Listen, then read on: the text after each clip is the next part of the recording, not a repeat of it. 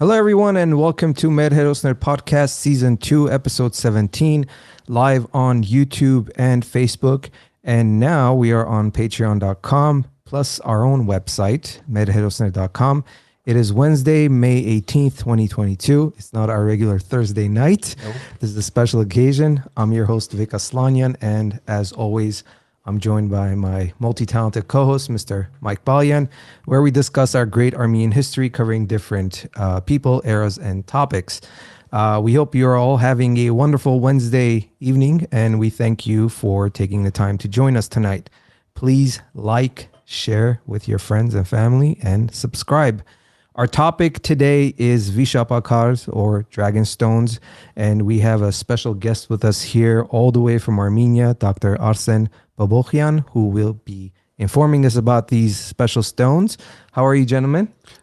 Very good. Thank you very much. Yeah, doing awesome. Good? Excellent. Right. I know. It's different for us. Wednesday. Yeah, Happy Wednesday. One day. Yeah. One day's okay.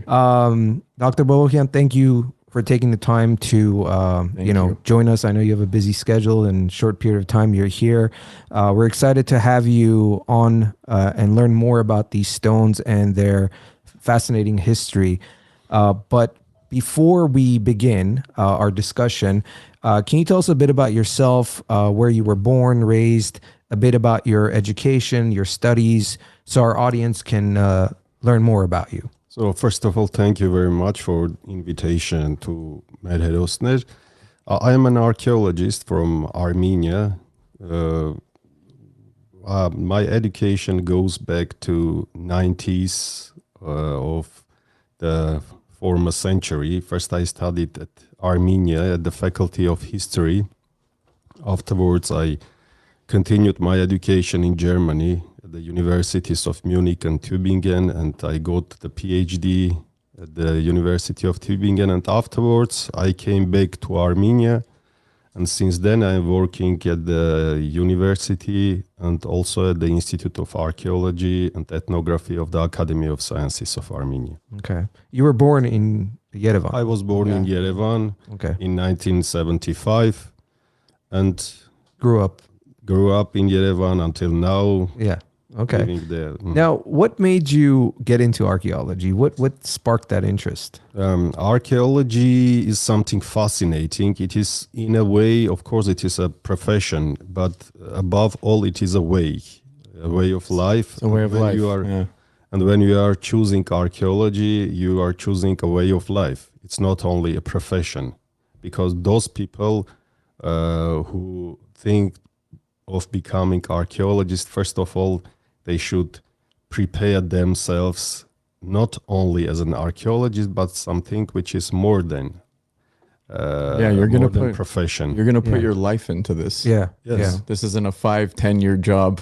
Now, was there anything specific that you, as a child, maybe or something, that had you? Was it more Armenian based history or anything that made you want to become an architect, to dig more and find more, or was it something more of, like, let's say, Roman history or Greek history or anything of that sort?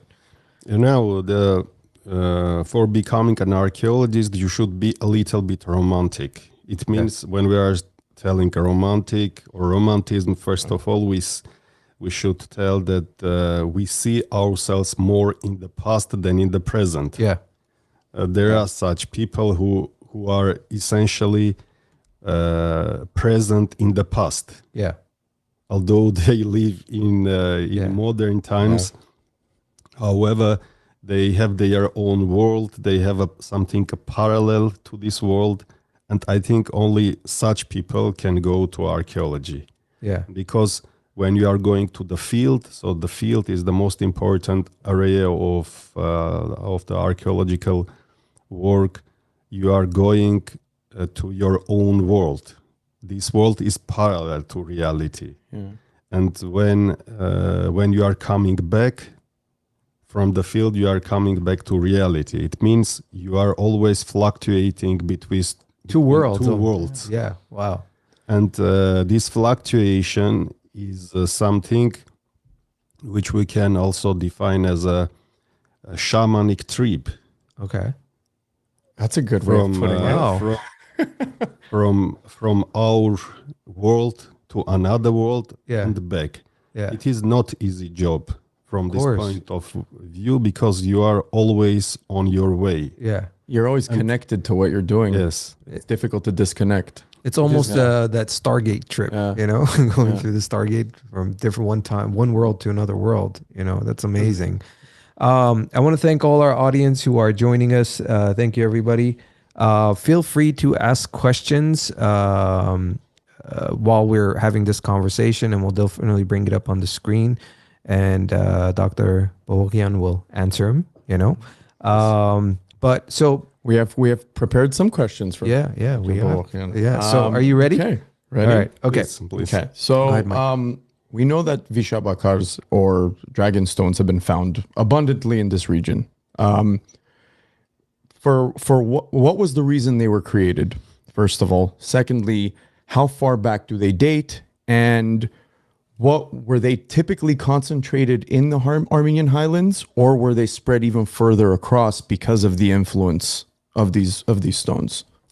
First of all, I should say that for Armenia, we have some brands. So if anybody goes to Armenia, he or she knows some essential points where to go. So among them are some churches, Hrajs, especially Hrajs are very typical for Armenia. It's a brand for Armenia.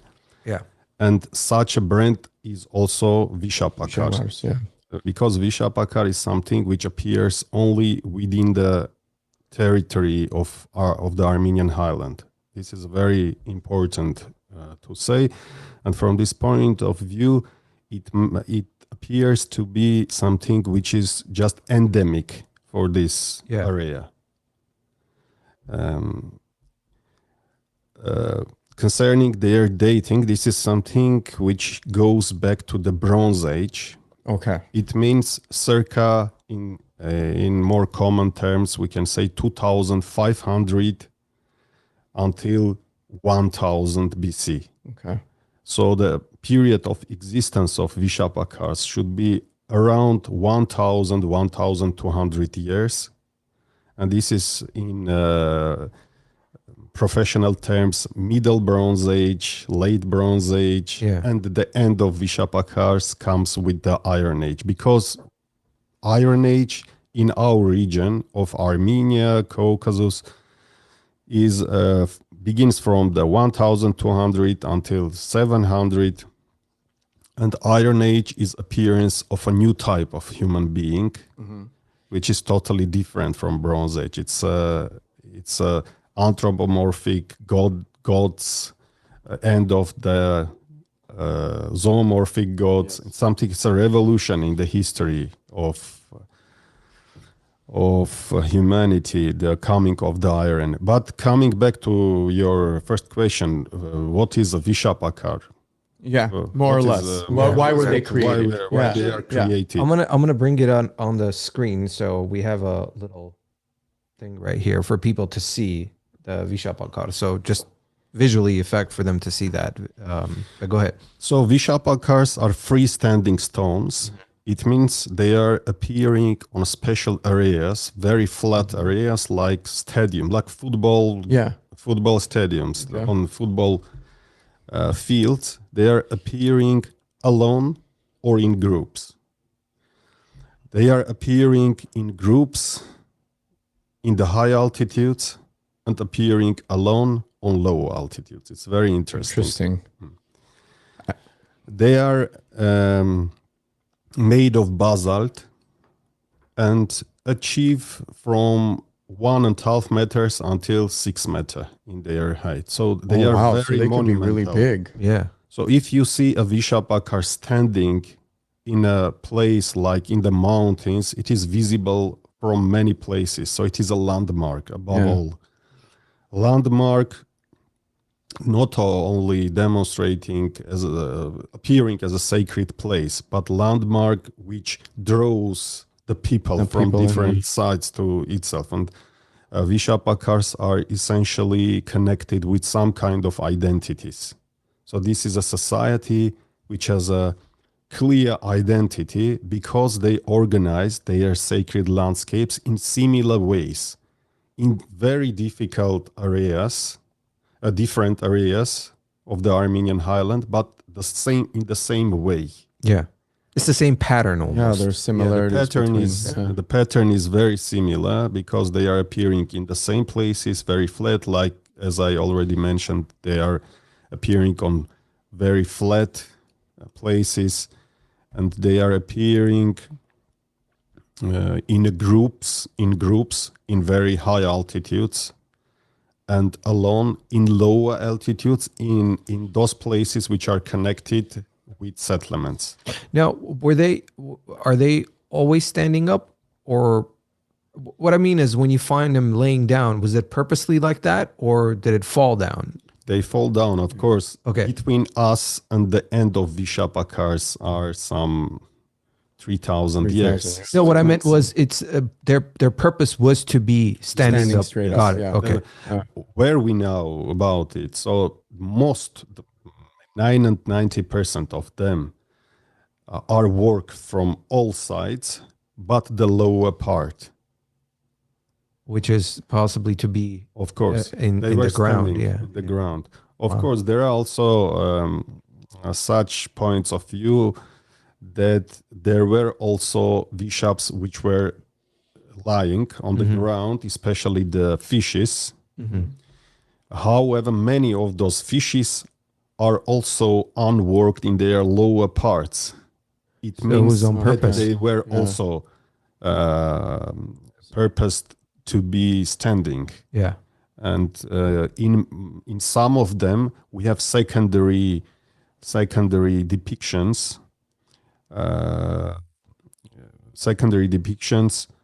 of other animals on their body. It means they should be seen from the viewers. From the view, So yeah. it means Almost like a from- 360 view. When you're Yeah, walking it's not- around yeah, it, it's do you not want to be able to specifically see? done to one side? Yeah. And we have, I forgot to say that about their typology. We have 3 types of Vishaps. One of them are fishes. The second type are bulls or depictions of bulls. And the third type are their hybrids.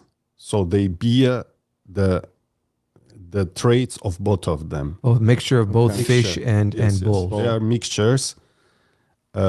Although we have not a great quantity of hybrids, but they seem very important, and they should belong to the later periods of existence of Vishaps. I might be jumping the gun a little bit, but let's say the hybrids, for instance, that were found not so often, or through any of your guys' findings, was there any significance to this? Was there some sort of belief system? What was the symbolism behind the hybrid of the bull and the fish? You know, the symbolism is the mixture of the strength. the strength of these 2 symbols of bull and fish. Yeah. So we know the symbolism of fish goes back to different cultures, even goes to Christianity. We know the biggest role of fish in Christianity. But the fish was also well known in ancient Near Eastern societies like Mesopotamia, Syria, where we have fish hybrids. However, the hybrids in Mesopotamia were hybrids between fish and human being, not like Armenian highlands. I've seen some depictions of that. Now, was it when we talk about Armenian highlands? How far? I mean, if we look at the current map, of Armenia, is it most of these are in, let's say, western side of Armenia or old Armenia, whatever you want to call it? Is that where most of them were found? When I'm saying Armenian highland, I mean the historical Armenia. Historical Armenia, yeah. Of course, the greatest concentration of Vishaps is within the modern Armenia, because this is the region where they were essentially investigated during the last 100 years. Yeah. And because of it, we have the greatest concentration. Got it. We have Vishaps concentration in modern Javakh, Trialeti, Javakheti, Trekh, Javakh. So it is the southern part of Georgia, modern Georgia. And so we have there some 30 Vishapakars. In modern Armenia, we have 120. We have also in Western Armenia, so historical Armenia, especially in the regions of between Erzurum, Spej, Van region. We have even the mentioning of Vishaps south of the Van region. So it means it takes the Going into Syria. almost all area of the Armenian highland. Wow, that's so interesting.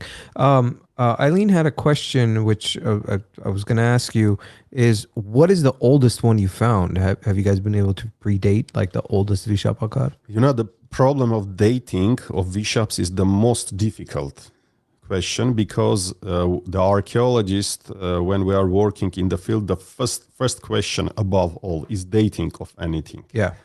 But the dating is the most difficult by the Vishapakars. We are working in a sacred landscape on the mountain Aragat. These are the southern slopes of mountain Aragat in a place which is called Tirinkatar or Karmishsar.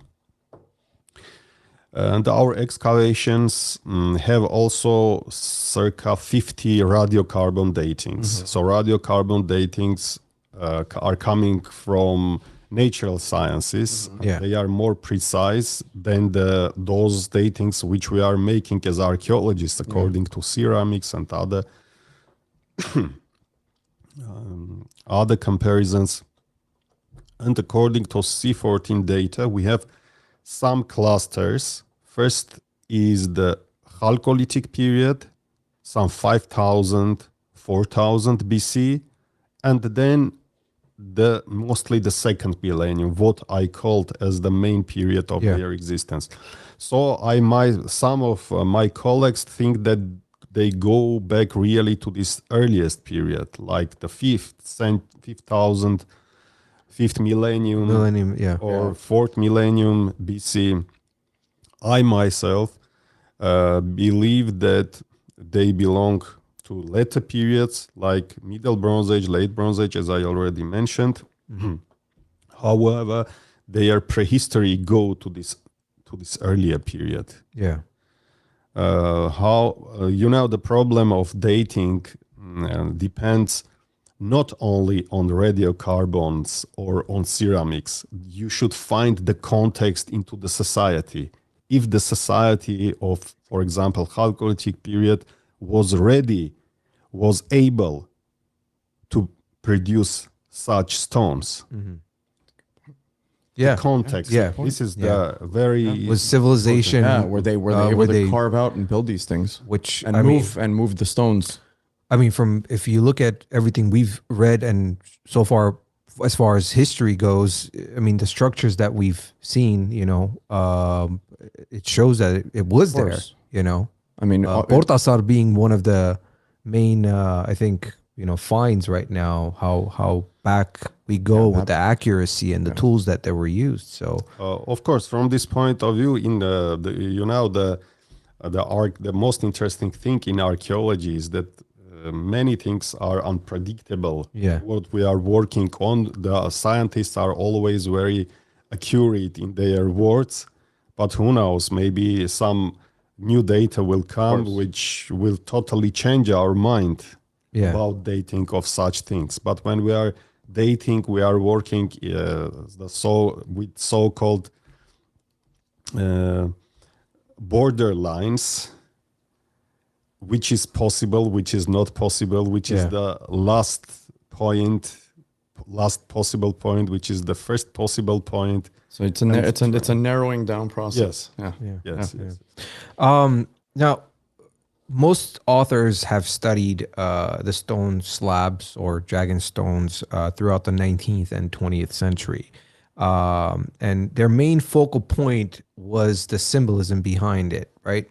Meanwhile, in recent studies, there have been other hypotheses and theories that have come to the forefront regarding the stones.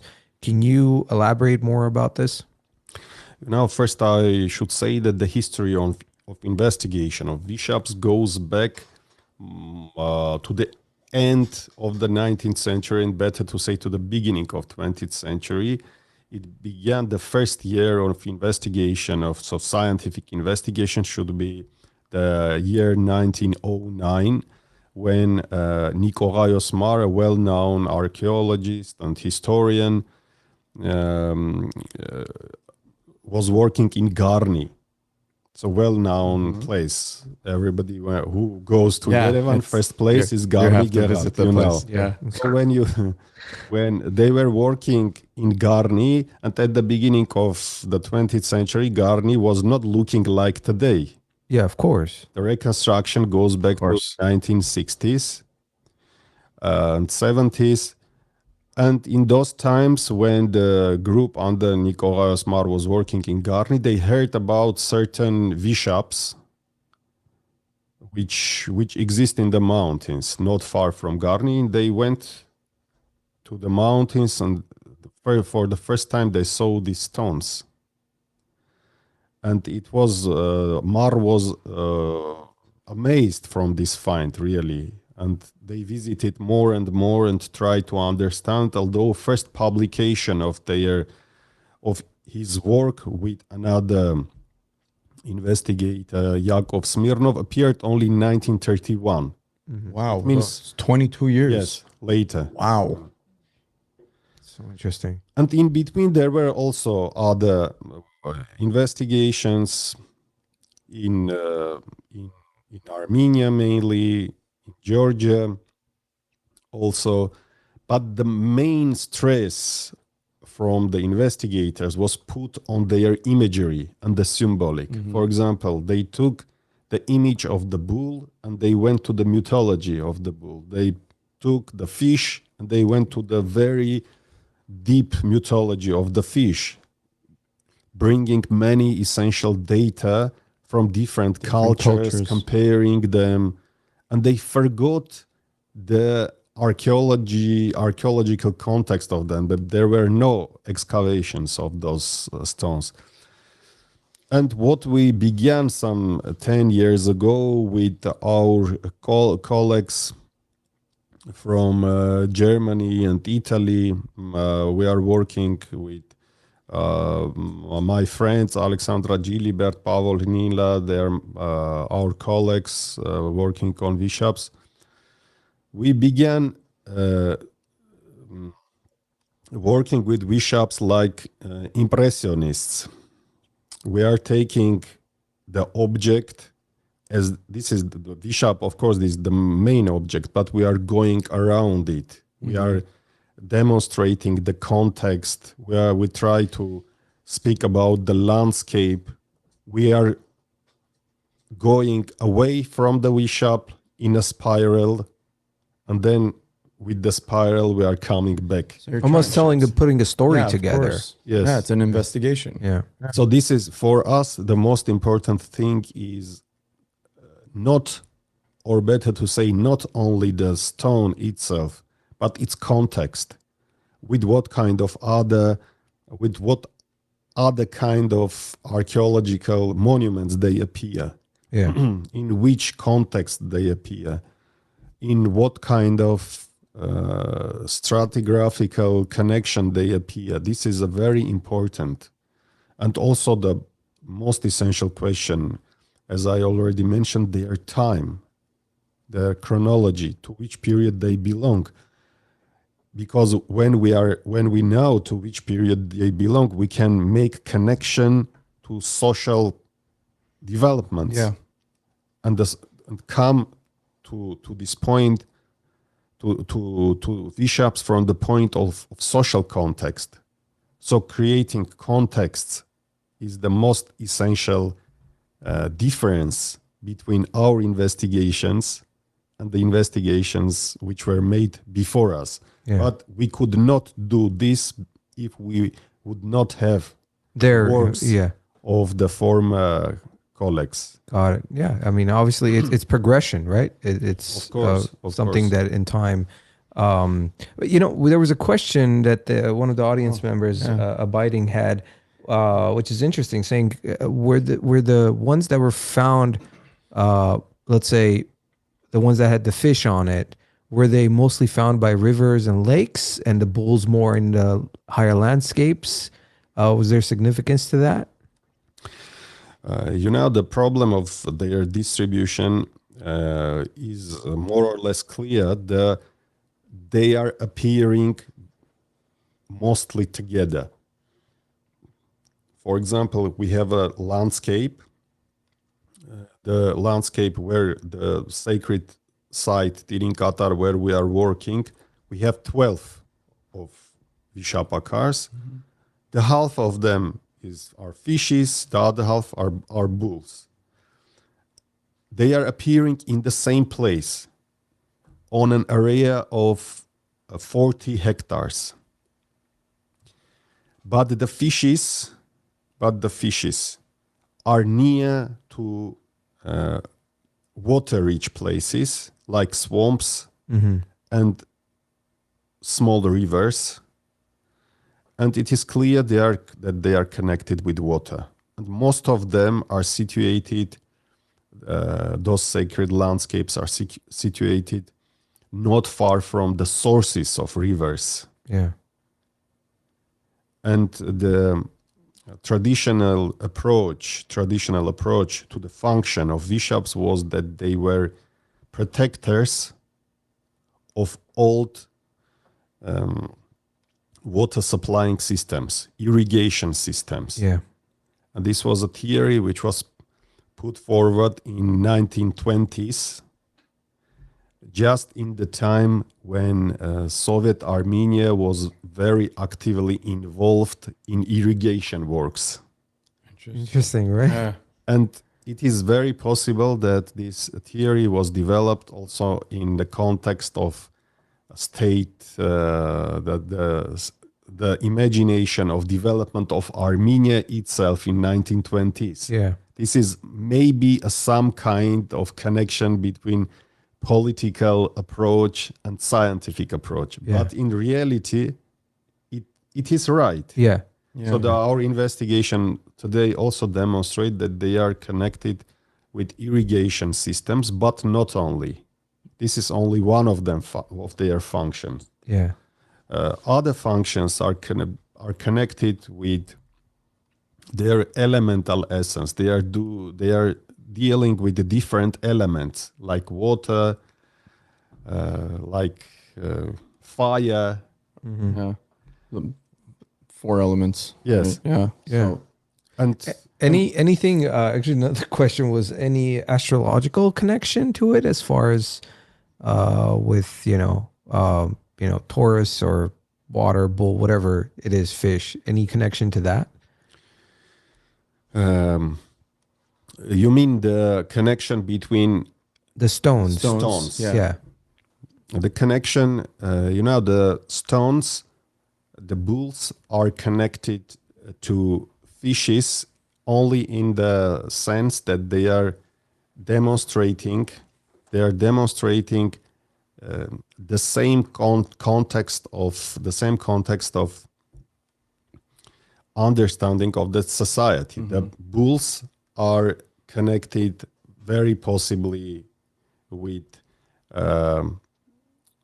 male beginning, the fishes with female, and maybe when we are speaking about the hybrids, they are connected into ones, and their symbolism it can be defined in context of such connections. Okay, understandable. Now, you mentioned earlier that you found them in, I believe, higher ground in clusters, right? More abundant clusters, and in lower ground, more, I guess, spread out and singular. What's the significance of that? And let's say, I mean, you already mentioned that they were specific to higher ground and lower ground. Were there ever any instances where you found any of these clusters in lower ground, or was it specific to higher ground, and vice versa? I guess for the question. When we take the landscapes of Armenia, I mean, everything's high elevation, more or less. We can see three levels: the lowland, For example, Ararat Valley. Mm-hmm. The lowest point in Armenia is around 300, 350 meters. To sea level. Yeah. Yes, above from Yeah. sea level. But the central Armenia, Ararat Valley, 600, 700 meters above the sea level. It goes until 1,200 meters to the foothills. Then we have the foothills, 1,200 meters above the sea level until 2,400, 300 meters. And then we have the high elevations until 3,200, And up. 4,000. So the Vishaps do not appear on the valleys, on the lowland. Yeah. They appear on foothills and on the mountains, Higher elevations. high elevations. When we mapped them, it appeared that on the foothills, they are appearing alone in the system of settlements. Okay. It means by the settlements or inside the settlements. Okay. Mainly by the settlements. And they are always alone. Wow. Not in group. And when we are going to high elevations, until 3,200 meters, they are appearing always in groups. Yeah. And it means that the high sacred places were, of course, more important in the sense that the whole community could go there from different sites, because there were also big areas there to make different kind of rituals and other things. And they seem to be more essential areas of worship. And We're gonna ask you about that, but Yeah. before we do that, you had a video that you sent to us, and this is 3D kind of made, right, to envision what they were like, the setup that you talked about, the circular thing. So we're gonna go and play that for our audience. Those of you who will be listening to this podcast, we're gonna edit that part out because obviously you can't see it. So we suggest later on to go on our YouTube channel and watch it. So we're gonna go ahead and show that right now for our audience.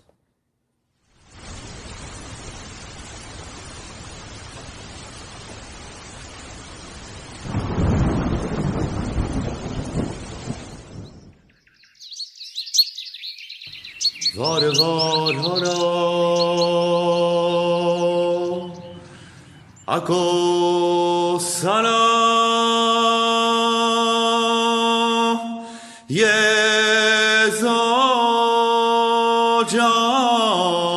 زاجان آخ پر جان.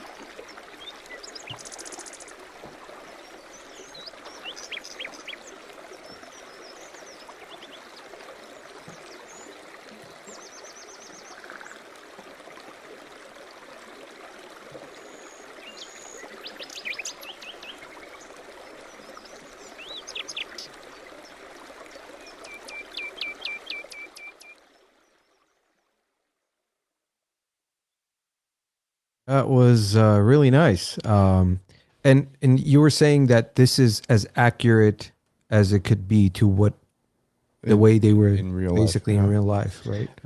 Here we are on Gerama Mountains. So these are mountains which are bordering the Sevan Lake from the one side, and they are looking to the Ararat Valley from the other side. And by the way, this is the idea of Nicolae Mart, the first investigator, that the very essential part of the Vishaps are looking on the Ararat Valley and on Ararat Mountain. It's very interesting.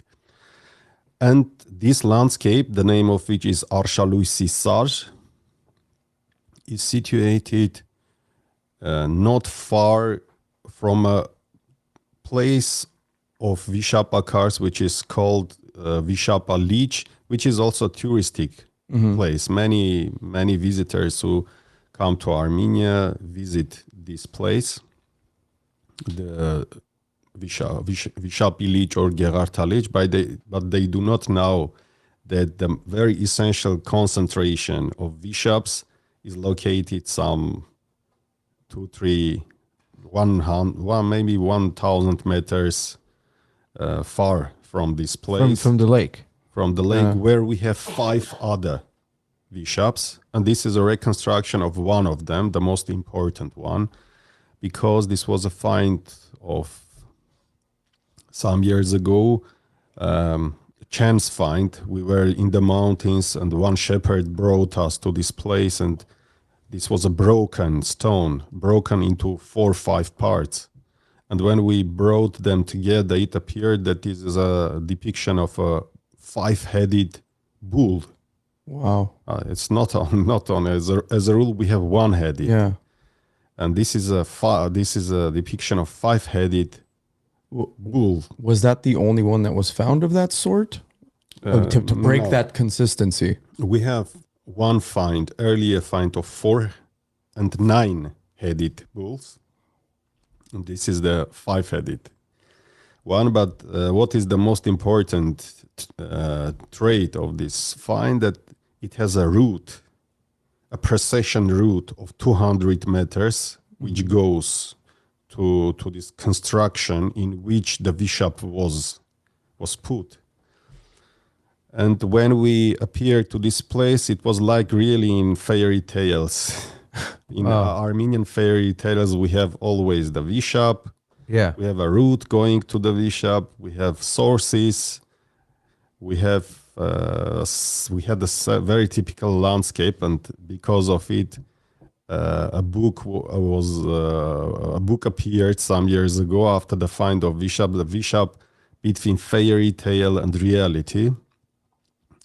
And this was also the title of exhibition which we did some days ago At UCLA. Yes. Yeah. Yes.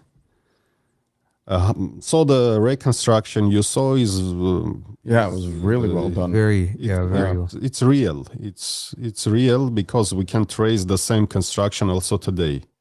Yeah. Now, we had a question while the video was going. It was from Abiding to Truth. Where did the stones come from? I guess he's maybe judging it off of the video. Were there stone quarries nearby that they got the basalt from? Because I know that it's volcanic. Yes. So it should be found abundantly in the region. Yes, it's a good question. Yeah. All of the Vishaps are situated on volcanic landscapes. And they are either basalt or andesite. Oh, really? Yes. Okay. We have done analysis of some of them, so the data what we have, they are brought not for very far away places, perhaps let's say 1 kilometer or 2 kilometers, but they are in the same. They are From made. From the same region? From the same region. Okay. And we have one unique find again in this Gerama mountain of a half fabricate. So it was made in half, and we found it just in quarry. Oh wow. And this is a unique find. We have a very big head, not typical for the Vishap. The hands, and it is half made. So we are just in quarry.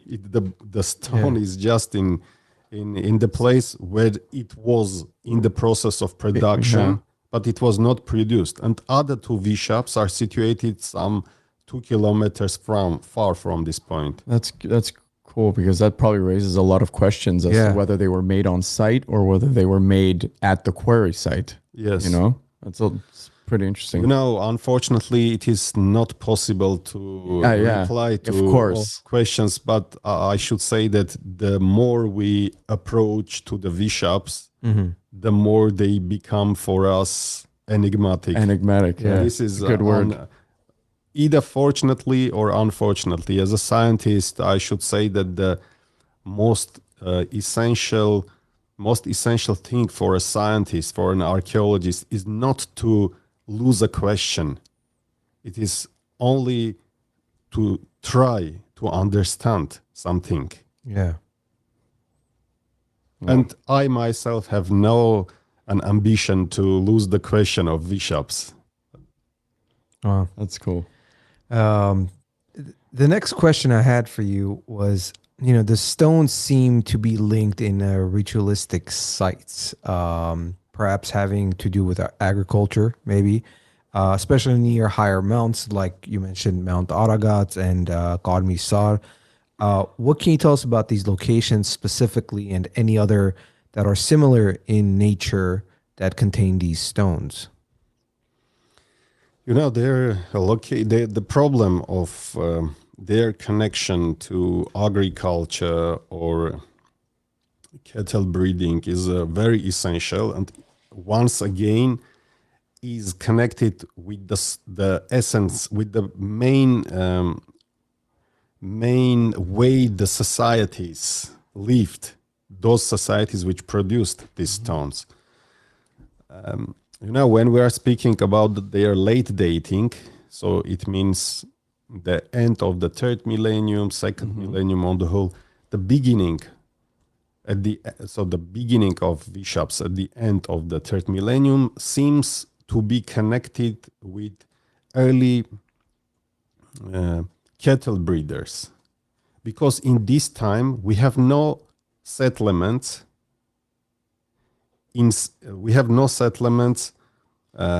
Or very low quantity of settlements in surrounding regions. But when we go to later periods, they are essentially connected with agriculture.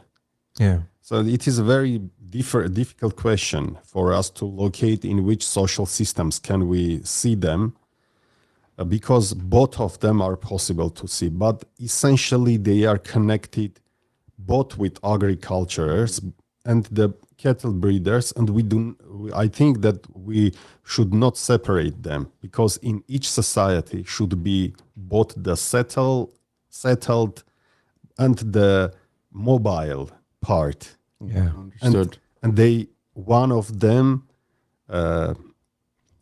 speaks for those settled parts, speaks for a local society which could have its essential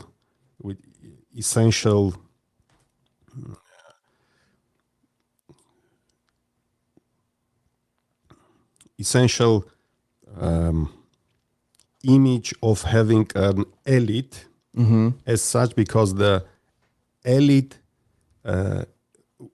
which goes always from the lowland to the upland should be connected with agriculture, because they are living in the same place. Yeah. It's a nomadism, but it's a local nomadism. It is not a nomadism in sense of the Mongols, for example. Yeah. And this means they had some kind of connections both with agriculture and with cattle breeding. Interesting. Hraj had a question. since his question is actually, he's saying, are pre-Christian monuments would be logical to assume that they are the predecessors of today's Hrajs? Is that a way to look at it? It is very possible because their function is very similar. Yeah, They are the symbolism. the symbolism also very similar. Many symbolic traits on Vishaps, like for example, the two birds looking to each other. We can see also on Hrajs how they were put, in what kind of context they were created. For example, they were put by an event connected with setting of irrigation system. We know it from Hrajs. For example, an event which was very important for this society, a death of an important person, or many things. Okay, so In their function can be very similar, both for Hrajs and the Vishaps. But what is the problem? If the functions is very similar, however, it is very difficult to find the chain. how to connect. How to connect. Yeah. If we say that the end of the Vishaps is circa 1000, then from 1000 until, let's say, 1000 AD, we have a big Gap. Yeah. However, this question was considered even at the beginning when the Vishaps were found. Nicolaus Marna and other also Armenian authors touched this problem. They are saying we have Urartian stelae, then we have inscriptions, Aramaic inscriptions, stelae by Artaxerxes, then we have early medieval stelae, and they try to make a connection between all of them. Yeah. It is very possible. However, it is very difficult to certainly define this chain. And it is very difficult to say if this connection is archetypical or it is just a connection which has essential ties with our landscape. Now, when you say, tying it to Urartu, when Urartu, there was cuneiform, right? Are there actual inscriptions of cuneiform on these? We have only one case. This is the inscription of Argishti the first, an Urartian king Yeah. of the beginning of the 8th century in Garni, in the same Garni. Yeah. We have an inscription which is made on a Vishap. So the king Argishti came and conquered the land of Garni. By the way, he mentions the same name, Garniani. He conquered the country and he put his inscription just on the most important stone. And this, Why wouldn't he? I mean, That's cool. why did he do it? We have some answers. We can have some answers. For example, the first of them, this was the best stone he saw just in the vicinity. he was also the king. It was the king, and it was the most important thing he saw. Why not? This is one possibility. The second possibility is the sacrilege. He took the old gods statue and demonstrated that he can power. his power through his writing to cuneiform. Yeah. And by this he demonstrated that he is the real conqueror and the old gods are dead. Wow. This is another possibility. Talk about powerful messaging, right? That's what kings can do. Yeah. And this is also, from the other hand, we can see also contextual differences in the sense that Urartu is the first writing society in the Armenian highland, which was also the first power. Urartu was a real empire. Yeah. And the approach of an emperor is always demonstrated through writing. You are conquering through writing above all. And the difference between the older society which was more primitive in its essence. So this was a clash of two types of societies. This is more deeper understanding of phenomenon, Interesting. which is also possible. Well, we have a lot of questions coming from our audience, but maybe before we get to the audience questions, you want to ask yours, Sure. kind of cover this, because there's also another very important video I want to share with the audience. About the conservation. So, obviously these stones have to be protected and have been protected. What steps and measures are being taken for these stones to be conserved, especially now outside of modern day Armenia? I guess that would be more specific to my understanding. I know in Armenia, obviously they do their best to upkeep, but everything outside, just like other archaeological finds, there may be some sort of issue with different governments, whatnot. We are here in the United States, just first of all, with this problem of protecting. Okay. With my colleague Artavadzakyan, we are here to present the problems which appearing inside Armenia with how can we protect them. And we are doing such works since 3 years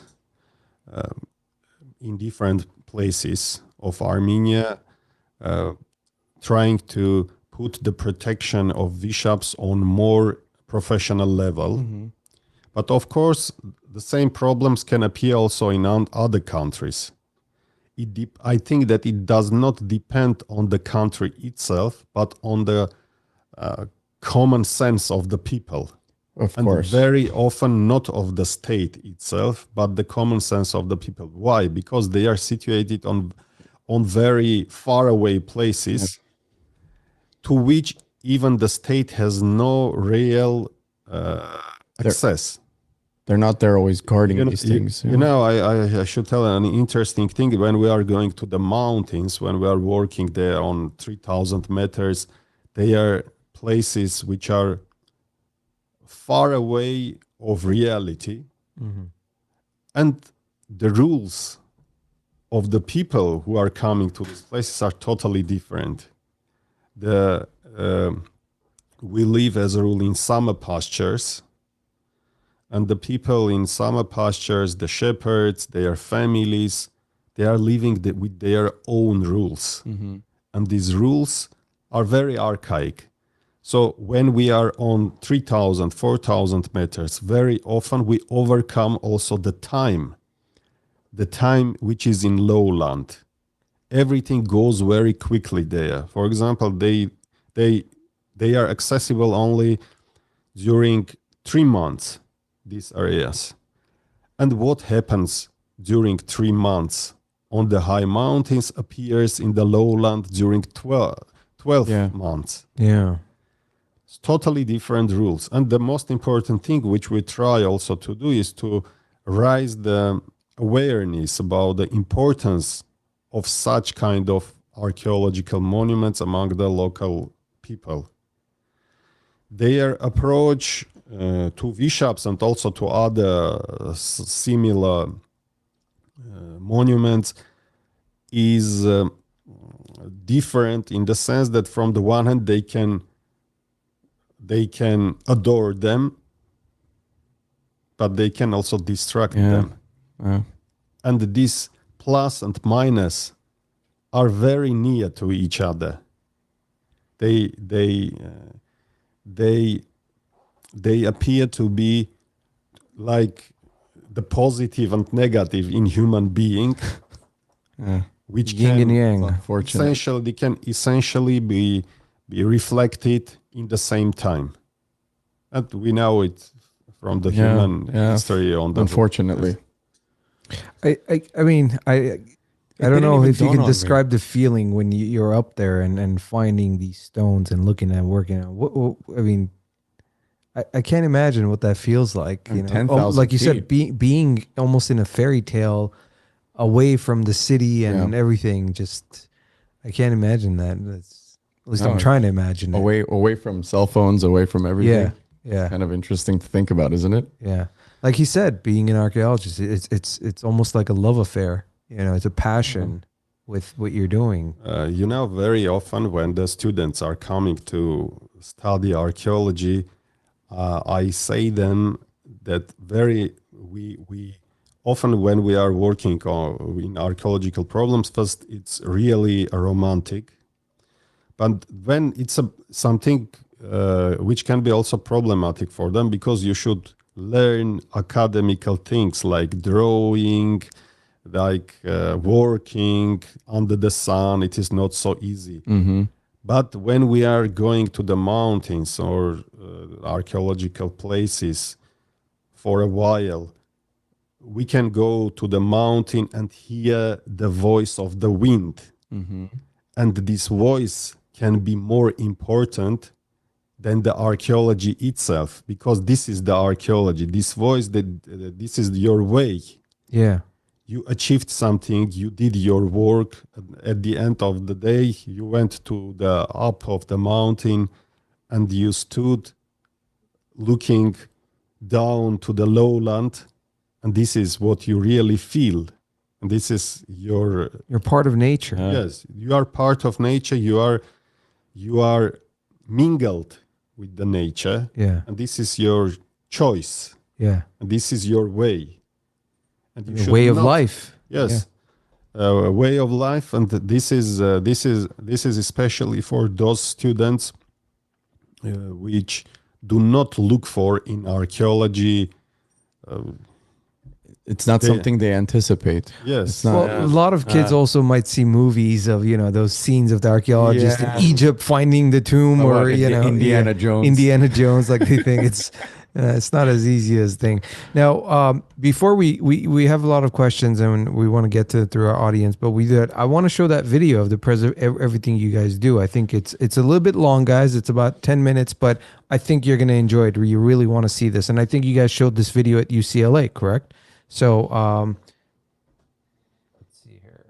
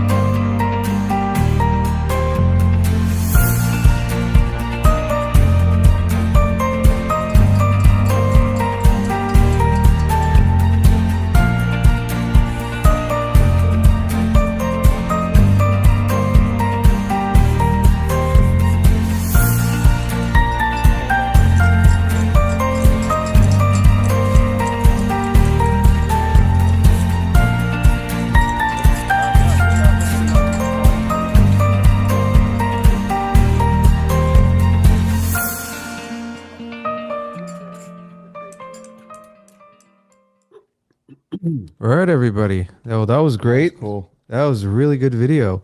Good videos. Yeah, you actually got to see them and what they're doing and their preservation. You guys are doing some amazing work. Thank you This for is that. great stuff. One question that I wanted to ask you: how heavy is one when they're put? Let's say if you had found the one solid one, what's their weight? So we have, I think, from 3 tons to 5 tons on the whole. So One piece from 3 to 5 Wow. tons. we have also, of course, we have. That's like my truck. We have. More. So these are the biggest ones. However, those which are very small, of course, they are more easily transportable. But on the whole, I would say that the one which we know is the is 5 tons. Wow. It's around 5 tons. 5 tons. And how many have you guys found so far? On the whole, we have circa 100 About shops one- in the territory of Republic of Armenia. So 110. Okay, so we don't know. God knows how many There there has are to be outside of. Yes, but you know, just coming to your previous question about the connection to Hrajs, Yeah. in difference to Hrajs, the Vishaps should not be in very big quantities, because the Hrajs, for example, we know Hrajs which are making cemeteries, like for example in Jura in Nakhijevan, they were making big clusters. Yeah. It could be hundreds of Hrajs, Yeah. but this is not the case by Vishaps. The highest concentration of Vishaps is around 10, 12. The 12 Vishaps appear in the place where we dig on Aragats mountain, the Tirinkatar, 12 of them. Yeah. This is the biggest concentration. Because of it, we are working there.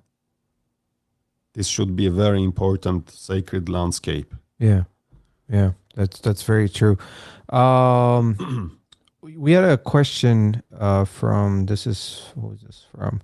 Hovannes, and he's asking, do you think the mythology behind the Vishapakars and the people who established them were a great source of influence to other world cultures from the period of history? Thank you for the question. Thank you for this question. This was interestingly the idea of the same Nicolaus Mar when he was found the Vishaps in 1909. He's writing his book that the discovery of the Vishaps will give a key of understanding of many things which are even outside of the Caucasus. Oh, wow. This was his idea. I myself think that the Vishaps are really very important objects, not only in context of Armenian or Caucasian archaeology or the archaeology of the region, but they are something unique in their essence, and the people who made them perhaps were dealing with the very early reflections of a religion, something which was very typical for a religious system. And unfortunately, we have no written sources from this time to more To solidify that theory. to go near to their understanding. But in any case, I think that they are something which could be universally important. And in this context, it would be very important to work on making the Vishaps as a cultural heritage monuments of UNESCO. Yeah. This could be a final goal of us, because they have all essential traits to become such an object. Are there any discussions currently happening, or are you guys going to present this to UNESCO? We are going. Okay. We are about to present it in some years, perhaps. But this is something That's which, of course which is- that's the goal. Yeah. Let's see. And then I think what was the next question? How long do you stay on your trips when you go high elevations? around 1 month when we are excavating. Very 1 month. often when we are just on visits, we go 1 or 2 days and coming back to Yerevan, for example, or to other cities of Armenia. But during excavations, we remain around 1 month, living in tents. Yeah, I was about to ask, are you guys staying in tents, or you guys have proper housing somewhere close by? No. Or it's in tents. That's So- actually really cool, man. Yeah, just Where camp. That's so cool. Where we work, excuse me, where we work is so around 2 hours far away from the nearest village. But when we are saying 2 hours, it's a very difficult way. It's a slow ride. It's Yes, it's the going road- up. the Yeah, road yeah, is yeah. very yeah. difficult. So it is impossible to go down and Yeah. Yeah, the trip They're every day back and they're forth, yeah. overlanding. That's what they're Yeah, doing. They're yeah. overlanding. An overlanding 2 hour trip. You're going like maybe 10 miles an hour and going up. It's not an easy thing to do. And I asked you a question, but we had Caroline wanted to know. And when you guys find these, are they still standing or mostly falling? I think you kind of answered that. right. You do find them standing. most of them, 99% of the stones are lying because, Yeah. between us and the end of the Vishaps, we have a lot of things happened. Yeah. But you found standing, right? We have some perhaps 10 Vishaps which are now standing, but most of them were re-erected. Uh-huh. Excuse me. Were re-erected during Soviet times, but we know also 2 or 3 examples of them which are mentioned standing 100 years ago, and they are standing also today. So it is a question if they were standing also before. Okay. This is a question which is actually impossible to reply. Yeah. Now, some of the ones I was curious to ask earlier, some of the ones that you guys have found standing, whether they'd been standing for centuries or whether they'd been standing for less than a century, whatnot, how deep are they usually below the ground? How much of the portion of it is usually below the ground? This is easier to answer to this question because the lower part of the Vishaps are, as a rule, unworked. Okay. So it means this is just the part Yeah. which was within the soil. So it had So and this is- nothing on there. This is approximately 1 meter or a little bit less. It depends on the The height of height. it, yes. Yes. We had a question from Nara. She was asking, where can we see these stones if we visit Armenia? Are they being like at a museum, or are they when you guys take them to? I know you guys take them and you have a specialist who puts them together. The broken ones puts them together. Do you take them back on the site, as we saw in the video, some of them, or do you guys have it in a museum? Actually, we have circa 20 Vishaps which were transported from their original places to lowland, but it is incorrect. It should be not happened because they were transported either illegally or they were brought also by cultural managers earlier in Soviet times because of some events. And by the way, one of these stones, which are now in Yerevan, in a circular garden just in the center of Yerevan, was transported to California in 1969. How? Because it was a exhibition. There was an exhibition on Armenia. Okay, so there was a purpose for it to come here. course. Yeah, okay. Transported to California for exhibition, and then of course it was brought back to Armenia. Okay. How big was this It's not stone? some rich guy saying, "I want this in my that garden." was my initial thought, so my apologies. But This is big one stone? of the best examples of Vishaps, a hybrid type, and some 4 meters. Okay. It's pretty large 4 stone. meters. Uh-huh. That's pretty big. Well, I don't see any other. Did I miss any questions from the Oh, audience? we had Hovannes attended your lecture at UCLA, he says, the other night. Yeah, and he did his homework. So, No. now the last question I'm going to ask you, and this is something we asked to all of everybody. everybody and our guests, is our time machine question.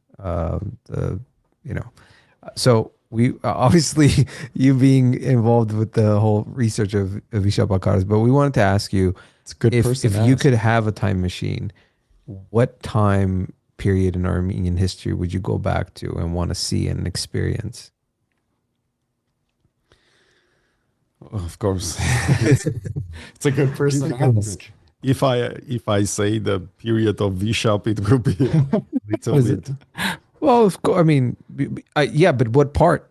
Let's say if that's what you, obviously that's your passion, that's what you want. Perhaps I would go to Urartu Yeah.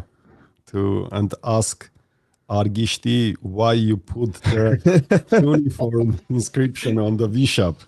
What was the reason? And this is a very essential problem because this is a change in mind. Uh-huh. Very open, the problem. Psychological. Yeah. Of course, very often we are seeing ethnic problems. For example, when we are saying Urartu or other questions, we are trying to see in them ethnic backgrounds. Uh-huh. But very often, such backgrounds could be psychological, could be social. Yeah. Because why social? If we have an elite and the elite thinks in totally different way than the people, Of course. then we see a contradiction. Yeah. And this contradiction is reflected also archaeologically. But the archaeologists could not trace the real background of this contradiction. Then they are saying ethnically different or some other way different. But very often the things are socially different. And when I would ask Argishti why you did it, Yeah. Well, he probably said because I'm the king. and if Argishti answered me this question, I could really understand many things. Yeah, of also course.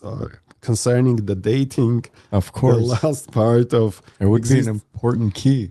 Well, we've commissioned some smart Armenians out there. We're waiting for this time machine to be made because we have a lot of questions ourselves. So hopefully we'll have you join us and we'll make a quick stop. Let's go. Because we got to go Let's see man. Tigran the Great. We got a lot of people to see. So, But I would also, continuing your question, I could also stress a very important thing that we are looking on history as a rule from evolutionary point of view, seeing different parts in history, like the prehistory or historical periods, new time, but in time there is also something which is out of the time. This is this timelessness.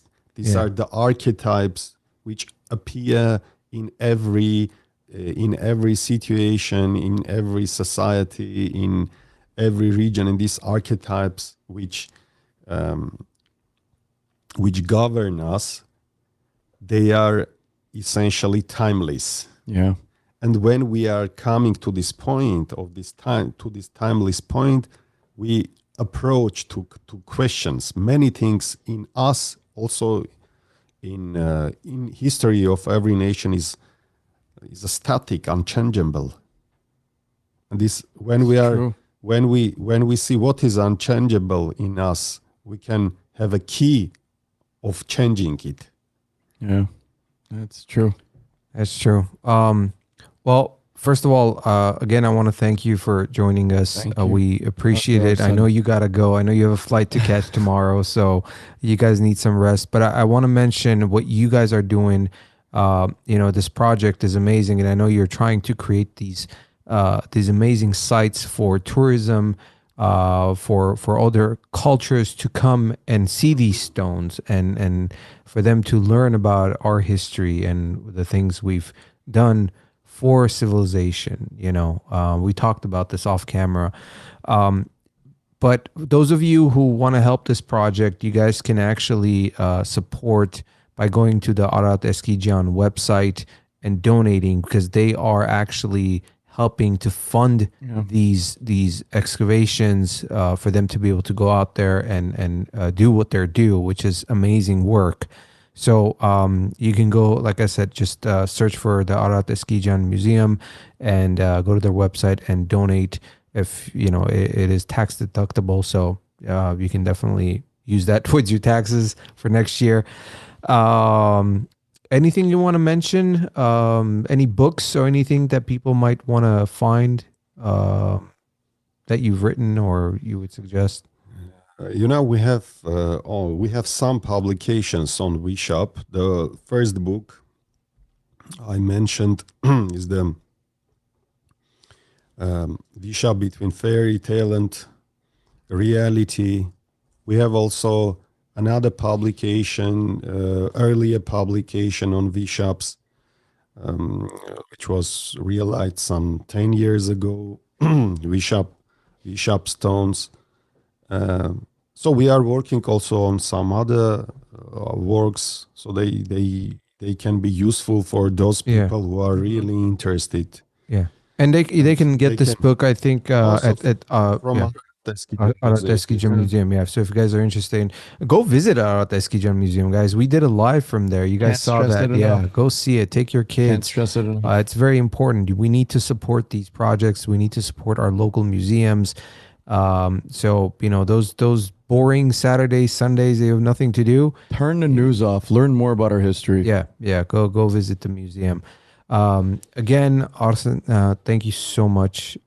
We truly appreciate you for taking the time and what you're doing. It's great work. Hopefully when you guys come back, we'll have you on again. We can talk more about this. Yeah, do it again. I want to mention something. You guys remember that little Bobo animation project we did where we're raising money to help fund the school? Well, that school is ready. They have all the computers. They have 30 computers. Or it was 30 or 50? No, it was 15 computers. No, was it 30? 20? I don't remember number. But anyways. 20 to 25 was the goal. Yeah. I think all of them are up. They have 30 students in Gyumri who are actually starting their class, who have started their classes. 4 of those students are actually the soldiers from the Artsakh War. So that's great.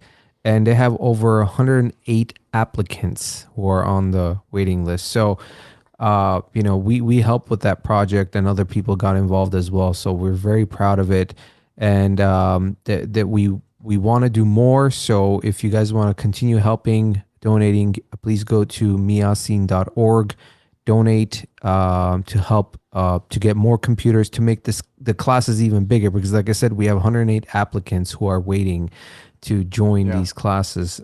So again, miasin.org. You can donate there. I think right now the goal is about $5,000 to be able to add more computers. Besides that, I want to thank Roger Kopelian who actually supporting us on thanks Roger. On patreon.com. Everybody, we're streaming on Patreon as well, so go support us. Become a Patreon. That's patreon.com/medherosner. Follow us on Instagram, YouTube, subscribe, share, like. We appreciate it. I hope you guys enjoyed this show. This was great. We learned so much.